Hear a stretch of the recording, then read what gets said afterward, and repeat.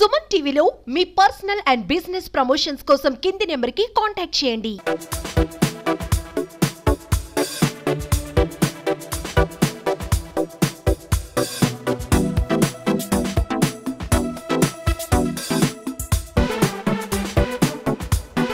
వాతావరణం జీవించాలి అనేటువంటి ఒక సందేశం ఏదైతే కార్తీక మాసం మనకు అందిస్తుందో అది బహుశా చాలా కొద్ది మంది దాన్ని అర్థం చేసుకుంటారు. కనుక కేవలం మనం ఈ రకమైనటువంటి సమారాధనలు చేసుకోవడం మాత్రమే కాకుండా మన పిల్లలతో మన కుటుంబాలతో తెలియజేయవలసినటువంటి అవసరం చాలా ఉంది. కార్తీక మాసం రోజున ఆ నెలంతా కూడా దీపదానం చేస్తే చాలా గొప్ప, చాలా కానీ దానిలో ఉన్నటువంటి నిగూఢార్థం, నీలో ఉన్నటువంటి మంచితనాన్ని, ఆ వెలుగు ఏదైతే ఉందో నువ్వు 10గురికి పంచు అని చెప్పి పెద్దలు చెప్పినటువంటి మాట.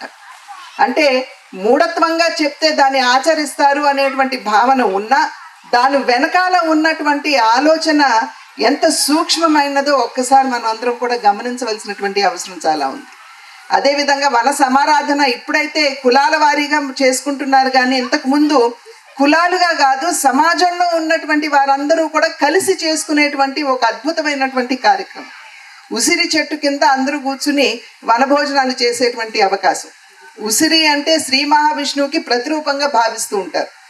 భావించి ఉసిరి చెట్టుకి మనం పూజలు చేస్తాం. కానీ వెనక ఉన్నటువంటి ఆలోచన ఏమిటంటే ఉసిరి చెట్టులో ఉన్నటువంటి ఈ వైద్య గుణాలు ఏవైతే ఉన్నాయో, సాధారణంగా విటమిన్ సి కనుక అధికంగా మన శరీరంలో ఉన్నట్లయితే ఎటువంటి జబ్బులు మనకి రావని చెప్పి పెద్దలు చెప్తూ ఉంటారు.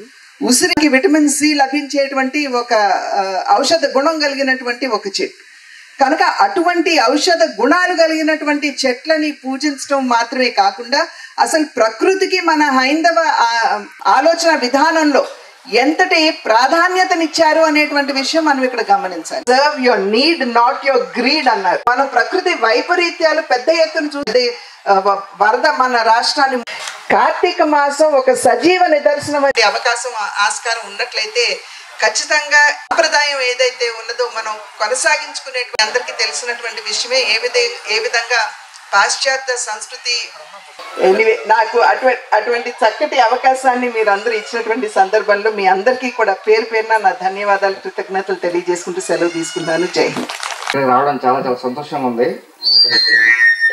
మిత్రులందరూ, మీడియా మిత్రులందరూ స్ట్రెస్ లేకుండా ఉన్నారంటే దానికి కారణం మీరే, మీ ఫ్యామిలీస్. సో చాలా చాలా సంతోషం. ఎందుకంటే డే టు డే లైఫ్లో ప్రతి ఒక్కరూ స్ట్రెస్గా ఉన్న రోజుల్లో ఎక్స్పెషల్లీ ఈ ప్రొఫెషన్ ఏవైతే ఉందో ప్రెస్ వాళ్ళు పరిగెడుతూనే ఉంటారు. పరిగెడుతూనే చెప్తున్నారు కరెక్టే. అక్కడి నుంచి ఎక్కడికి, ఎక్కడి నుంచి ఎక్కడికి వాళ్ళ ఒత్తిళ్ళు చాలా ఎక్కువగా ఉండి ఈ టైంలో వాళ్ళ కొద్దిపాటి రిలీఫ్ ఏదైనా ఉంది అంటే అది ఫ్యామిలీ. మీరు కనుక అక్కడ స్ట్రెస్ రిలీఫ్గా లేకపోతే చాలా చాలా కష్టమైన ఈ ప్రొఫెషన్లో ఈరోజు కార్తీక విడిపోయి వనభోజనం పెట్టుకునే సమయంలో మనందరికీ ఒక కులం అని మనం గట్టిగా నమ్మి, మనంతా ఒక్కటే అని నమ్మి వచ్చిన ప్రెస్ క్లబ్, ఎవరైతే ప్రెస్ సంబంధించిన కుటుంబీకులందరికీ కూడా నా శుభాకాంక్షలు. మీరు ఎప్పుడు ఆనందంగా ఆరోగ్యంగా ఉన్న మనస్ఫూర్తిగా కోరుకుంటున్నా. మీ అందరికి ఆరోగ్యంగా ఉండాలంటే నేను ఒక ఎక్సర్సైజ్ చెప్తాను, చేస్తారా? క్లాప్స్ కొట్టండి. ఒక ఈవెంట్కి వచ్చారు. ఆ ఈవెంట్ ఏంటంటే షష్ఠి పూర్తి, ఒక పెద్ద ఆయనకి షష్ఠి పూర్తి జరుగుతుంది. ఆ షష్ఠి పూర్తి దానికి మొత్తం మన ప్రెస్ అందరూ వచ్చారు, మిత్రులందరూ. అందరికీ చాలా ఉత్సాహంగా ఉన్నారు, చాలా ఎక్సైటెడ్గా ఉన్నారు.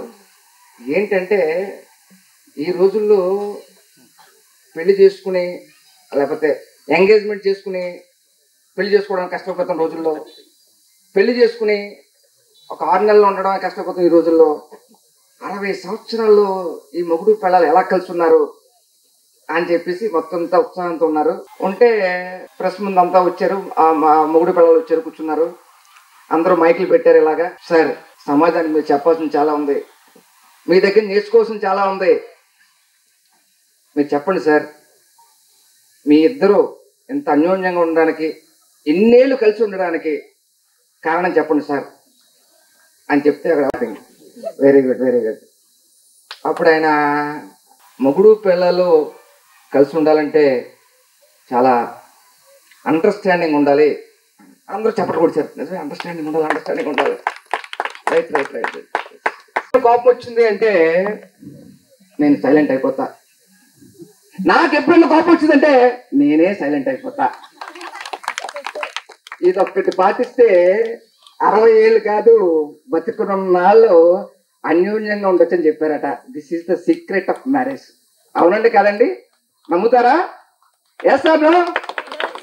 సో చాలా సందర్భంలో చెప్పా, నేను కెమెరా ముందు నుంచున్నాను అన్నా, కెమెరా ముందు నుంచి ఒక డైలాగ్ చెప్తున్నాను అన్నా, దానికి కారణం ఇంట్లో ఫ్యామిలీ నన్ను ఎటువంటి స్ట్రెస్ కి గురి కాకుండా చూడటం వల్లే నేను నుంచోగలిగా, కెమెరా ముందు చెప్పగలిగా. అలాగే ఈ రోజు ఇక్కడున్న నా సోదరులు అందరూ బయటకు వచ్చి ఇంత గొప్పగా చాకచక్యంగా పనులను నిర్వర్తిస్తున్నారు అంటే దానికి కారణం మీరు అందరికీ కూడా శిరస్సు ఉంచి నమస్కరిస్తున్నా. Thank you so much. నమస్తే.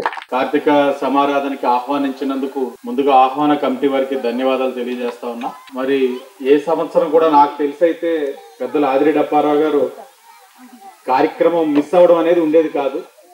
మరి వైరల్ ఫీవర్ అవడం వల్ల ఉదయం నేను బయటికి వెళ్తున్నప్పుడు కూడా ఆయన ఏ కార్యక్రమం గురించి అడగట్లా, ప్రెస్ క్లబ్ ఉంది వెళ్తున్నావు కదా అని అడుగుతున్నారు. అది నేను వెళ్ళబోతున్నాను, వండిస్తారా అని చెప్పి ఆయన్ని అడిగాను నేను.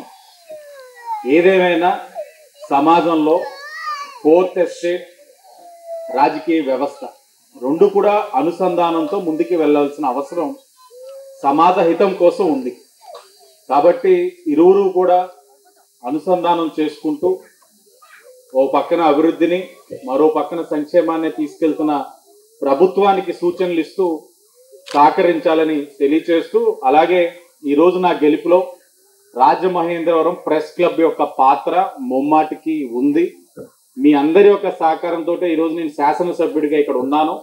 భవిష్యత్తులో కూడా మీ అందరి యొక్క సహకారం ఎల్లవేళలా ఉండాలని, నేను చేసే ప్రతి కార్యక్రమం అది తెలిసినో తెలియకనో ఏది జరిగినా తప్పకుండా అది సమాజానికి కానీ ఇంకెవరికైనా సరే నష్టం కలిగించే విధంగా ఉంటే నా దృష్టికి తీసుకొచ్చి నన్ను సరిచేసే బాధ్యత కూడా మీరందరూ తీసుకుంటారని కూడా ఆశిస్తూ, మరొక్కసారి మీ కుటుంబ సభ్యులందరికీ కూడా కార్తీక మాస శుభాకాంక్షలు తెలియజేస్తూ, పిల్లలందరినీ మాత్రం విద్యావంతుల్ని చెయ్యాలి. ఎందుకంటే విద్యతోటే మనకి మార్పు సమాజంలో. కాబట్టి అవకాశం ఉన్న మేరకు మనం ఎంత కూడబెట్టినా అది ఏ సమయంలో ఎప్పుడు ఉపయోగపడుతుందో తెలియదు, కానీ విద్యనిచ్చినట్లయితే ఆ విద్య వాళ్ళ జీవితానికి మాత్రం ఉపయోగపడుతుంది, స్థిరపడడానికి ఉపయోగపడుతుంది, భవిష్యత్తులో జీవించడానికి ఉపయోగపడుతుంది. కాబట్టి ప్రతి ఒక్కరూ కూడా ఆ పిల్లల్ని చదివించాలని, అలాగే మా మీడియా సోదరులు అందరూ కూడా ఆరోగ్యం పట్ల శ్రద్ధ వహించాలని. ఎందుకంటే అనేక సందర్భాలు చూసాం, కోవిడ్ ముందు, కోవిడ్ సమయంలో, కోవిడ్ తర్వాత కూడా కొన్ని అశ్రద్ధ చేయడం వల్ల చాలా మంది వారు లేకపోవడం వల్ల వారి కుటుంబ సభ్యులకి కలిగిన నష్టాన్ని మన కళ్ళతో మనం చూస్తున్నాం. కాబట్టి ప్రతి ఒక్కరు కూడా ఆరోగ్యపరంగా కాస్త జాగ్రత్తలు తీసుకోవాలని, ప్రతి ఒక్కరు కూడా హెల్దీగా ఉండడానికి కృషి చేయాలని తెలియచేసుకుంటూ, మరొక్కసారి ఆహ్వానించిన ఆహ్వాన కమిటీకి మా ఆదిరెడ్డి కుటుంబం, మేయర్గా నా తల్లికి అవకాశం ఇచ్చారు, ఎమ్మెల్సీగా నా తండ్రికి అవకాశం ఇచ్చారు, లాస్ట్ ఎలక్షన్ లో నా భార్య ఎమ్మెల్యేగా అవకాశం ఇచ్చున్నారు, ఇప్పుడు మరలా నన్ను అవకాశం కల్పించారు ఎమ్మెల్యేగా.